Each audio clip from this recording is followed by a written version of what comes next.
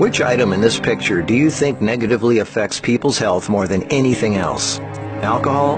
Cigarettes? The donut?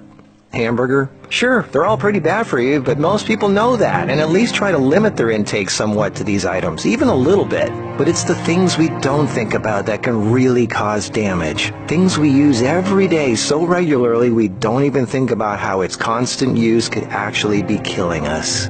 The real culprit is the chair.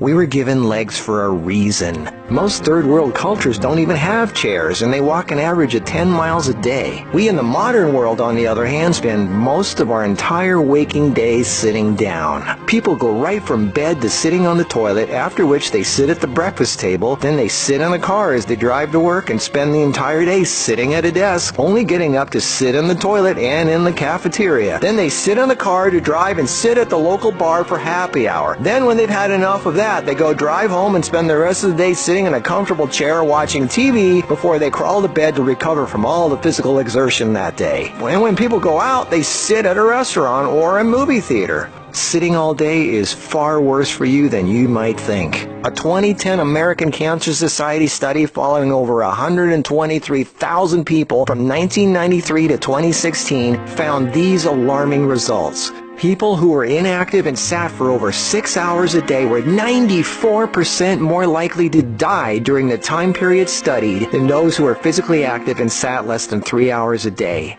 That's almost 100%. And get this, findings were independent of physical activity levels. The negative effects of sitting were just as strong in people who exercised regularly. 60%, that's over half of employees surveyed, were convinced they would be more productive if they had the option to work on their feet. Medical experts have started referring to long periods of physical inactivity and its negative consequences as sitting disease. Below this video are links to an endless list of medical studies showing physical inactivity and low fitness are serious threats to cardiovascular health. Even with a low body fat index, sitting has been linked to non-alcoholic fatty liver disease. Studies showing differences in brachial and femoral artery responses to prolonged sitting. Studies showing reducing sedentary time may protect DNA. Sedentary lifestyle has been linked to depression. How sitting less increases muscle mass. Multiple studies linking diabetes to inactivity and sitting. Cells in idle muscles don't respond well to insulin, so the pancreas produces more and more, leading to diabetes. And how 5 minutes of standing every half hour can improve glucose metabolism and really help postmenopausal women who are pre-diabetic. Blood pressure drops when standing compared